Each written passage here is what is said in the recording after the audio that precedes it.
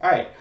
Before you write a story, you're going to want to come up with a lot of ideas. You're going to want to world build. You're going to want to set the stage. You're going to try to figure out like what's historically accurate, what isn't. You're going to look into, maybe a craft that you want the story to have like as a sub theme. Like you're going to look into these different avenues and you're going to do prep work. At a certain point, the prep work is taking over. You're no longer just doing prep work to do prep work. You're doing it because something is in the way. Either you're anxious or you are insecure about, what it is you're creating, or maybe it's just the simple fact that you're not comfortable with this idea. And there could be a lot of different reasons for not really having faith in your project. And so the question is, A, how do you know that that's what you're doing? And B, how do you get past that, right? The biggest thing for me is always going to be introspection. And so you need to be introspective about your entire process. You need to be thinking about what it is you're doing, why you're doing it. And this comes back to, like when you're looking at all of your world building stuff, all of your prep work, is it really everything that you need, or are you over preparing intentionally? And of the things that you're over preparing, is it worth your time or not so much? Like, I understand like sometimes you have to build an entire castle just to show a hallway and a couple rooms, because otherwise it just doesn't make any sense. And I mean in your mind, obviously, but you don't necessarily need to build that entire castle in some sort of a 3D space like with Maya or Blender or anything else. Like it's just like you can try to visualize things on your own and work from there. And so like the issue of over preparedness can also be a matter of are you trying to overcompensate with weaknesses in your writing abilities? Like if you feel like you're weak on descriptions, maybe just work on your descriptions instead of trying to build every single environment that you're writing a story in. And I know this seems like a silly example, but believe me when I say there are writers of all types out there. You can describe every single individual in an army. Like you can write out like 20, 30, 40, 50 people that are going to clash against each other. But within prose, describing all 50 of those people is going to make for a pretty boring read. Like unless you built those 50 people up over the course of the entire story, it's not going to be worth it. So context plays a huge part in determining whether or not you're over preparing. Let's say you're making a list of important moments in a more or less side character's life. Like, they're in like a good 30% of the book or so, but they're not a main character, they're connected to a side plot. And, you figure it would be helpful to include some important moments in that person's life. If that list gets to 20 events or more, you have overwritten. Because how in the world are those 20 events all going to come up through the course of your story? Like in general, 3 big moments from someone's life is enough, especially if they're, foundational. And I understand context is important, but like in general, childhood, teenage years, adult years, right? 3 events. And again, context is important, and I get that. It's your job to understand, like, not only which moments are important for the story, but which moments are more likely to come up and which ones thematically happen. Like, obviously, for a gardener, they're going to write out the scene, and as it comes, they're going to be like, oh, they need something like this, and I'm just going to feel it out, and I'm going to create that person's moment in their past as it comes. But as an architect, like most architects want to construct things beforehand and have a long list and have everything ready to go so that When you have that conversation between the two characters, you know that, oh, I want this person to share this life moment, and I'm writing to wait for the dialogue to get to that, so that this life moment can give my main character a new perspective, right? But again, you don't need 20 of those life moments and pick the best. A lot of times, like if it's just a conversation like that, you just need like the one life moment. If you're making a long list, chances are you're trying to overcompensate for something. So what do? Well, you can just write through it. Like if everything's ready to go, just start writing. And I know the blank page is intimidating.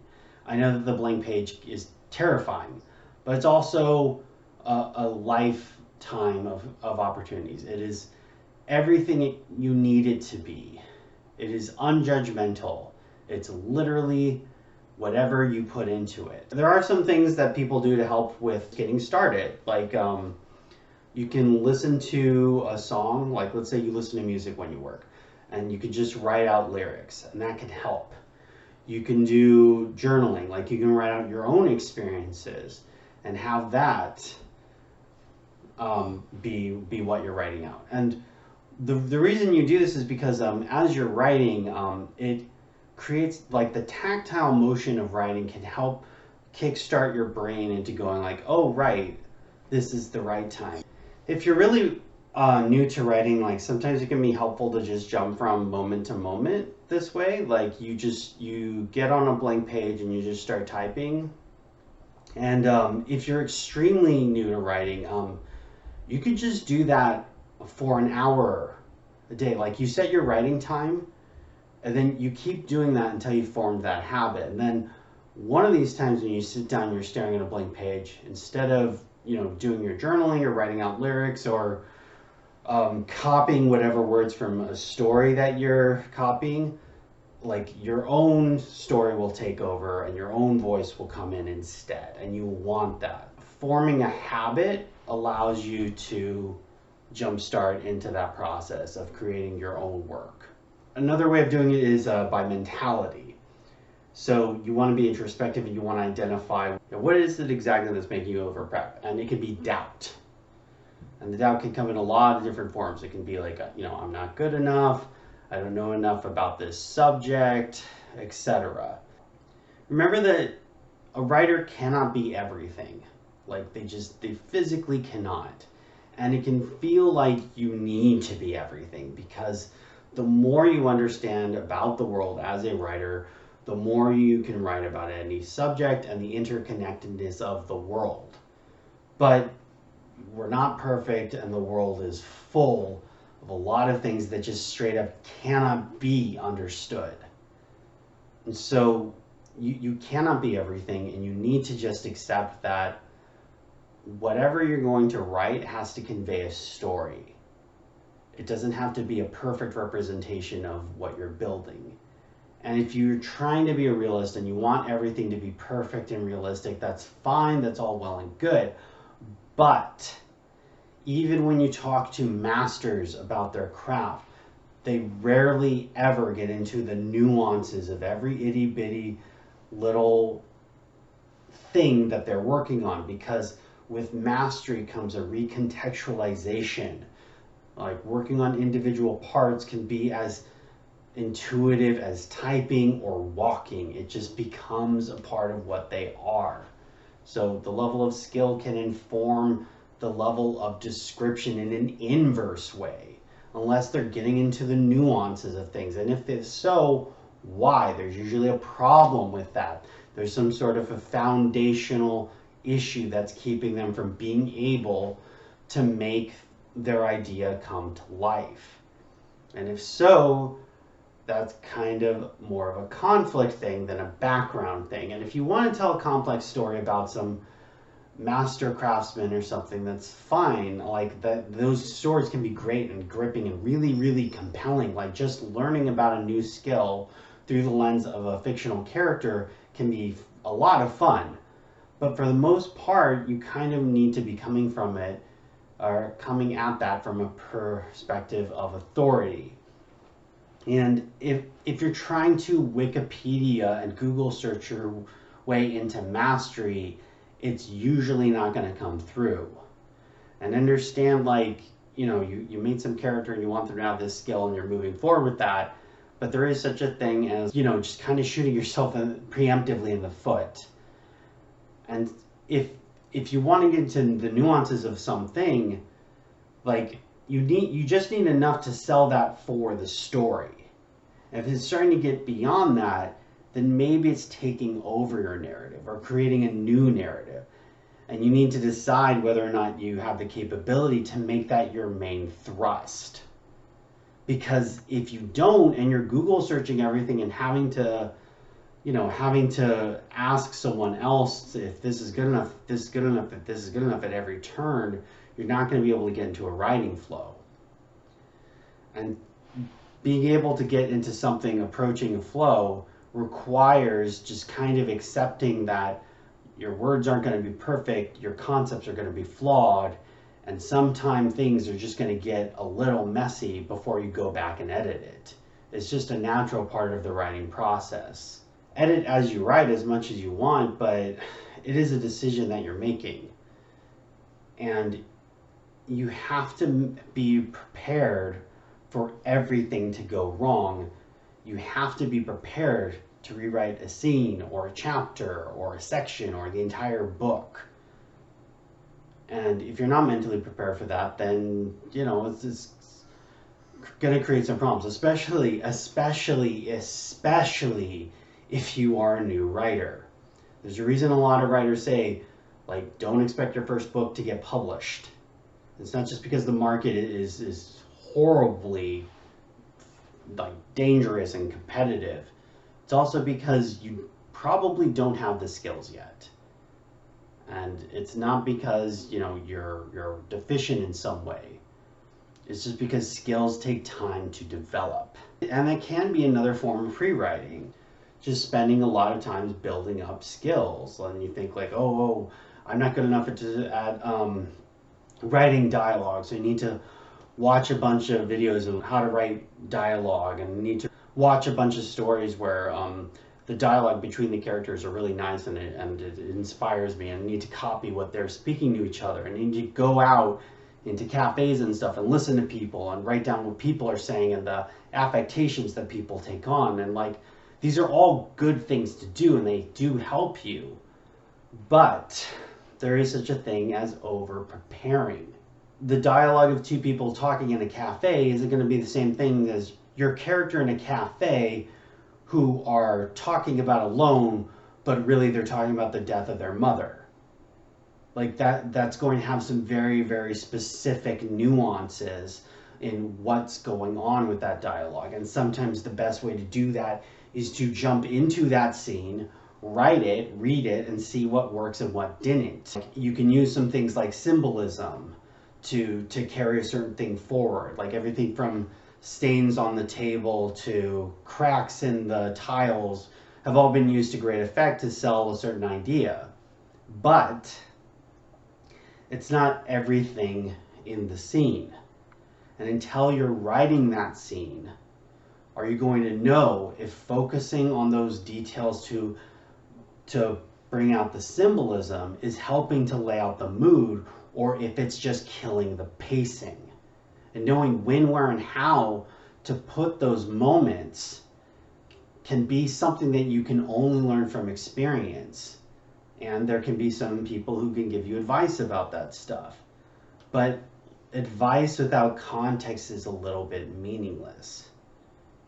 And so you kind of do just have to jump into the pool and see how to float and swim.